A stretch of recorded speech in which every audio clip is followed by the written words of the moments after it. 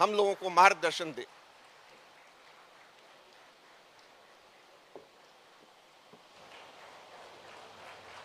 सबसे अनुरोध है जोरदार तालियां बजा करके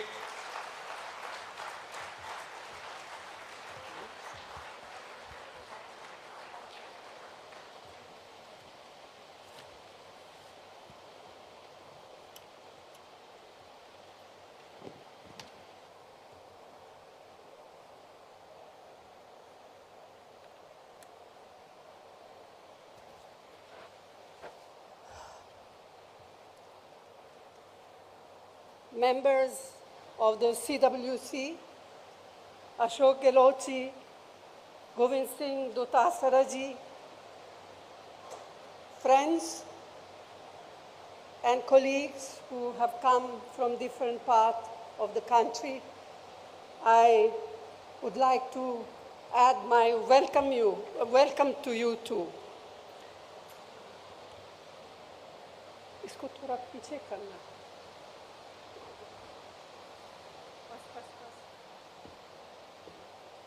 Our Chintan Shivir in this historic city with such a glorious heritage has as its theme Nav Sankalp. It gives us an opportunity to discuss amongst ourselves the numerous challenges that the country is facing as a result of the policies of the BJP and of the RSS and its affiliates. It is also an occasion to deliberate on the many tasks ahead of us.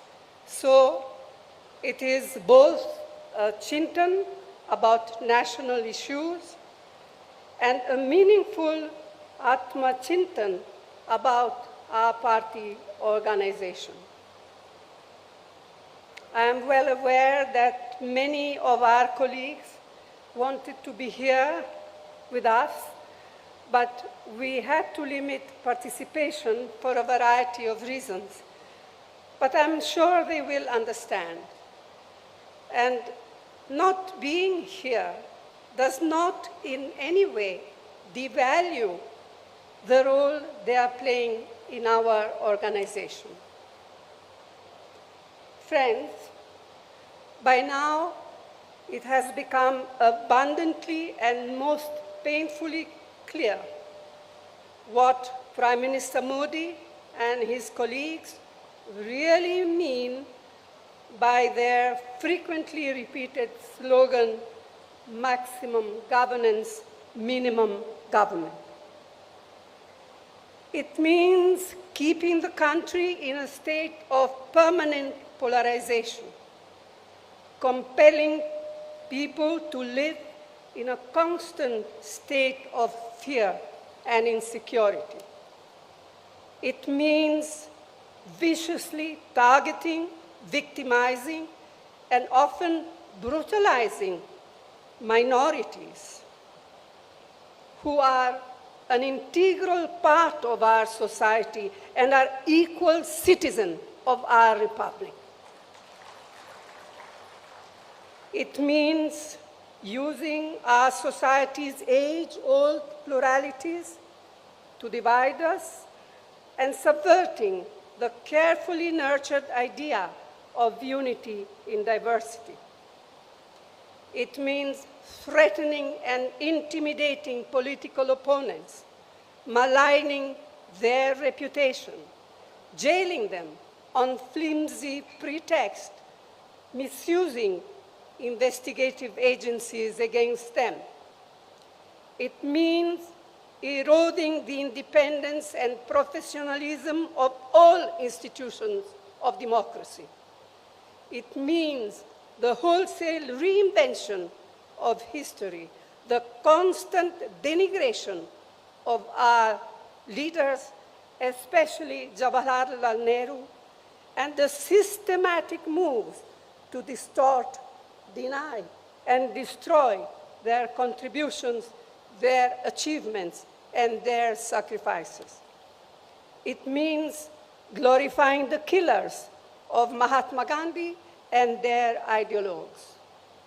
It means the blatant undermining of the principles and provisions of our nation's constitution, of its pillars of justice, liberty, equality, fraternity, and secularism. It means turning a blind eye to continued atrocities across the country on weaker sections, especially Dalits, Adivasis, and women. It means using fear to make the bureaucracy, to make corporate India, to make civil society and sections of the media fall in line. It means more empty slogans, diversionary tactics, and utter silence on the part of an ever so eloquent Prime Minister when the healing touch is most needed.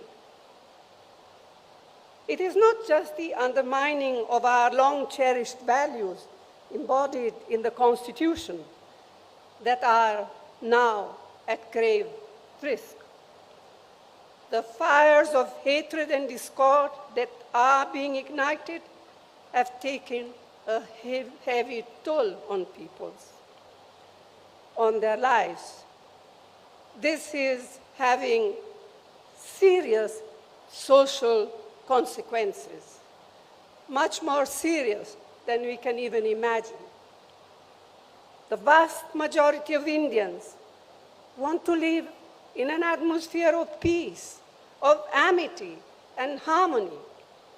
The BJP, its cohorts and surrogates, want to keep people in a state of perpetual frenzy and conflict.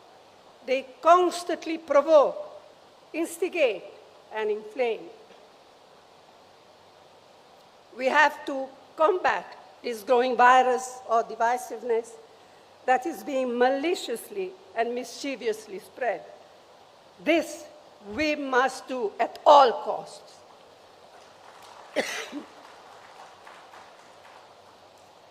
It is imperative to sustain high economic growth, to provide adequate employment opportunities for the youth.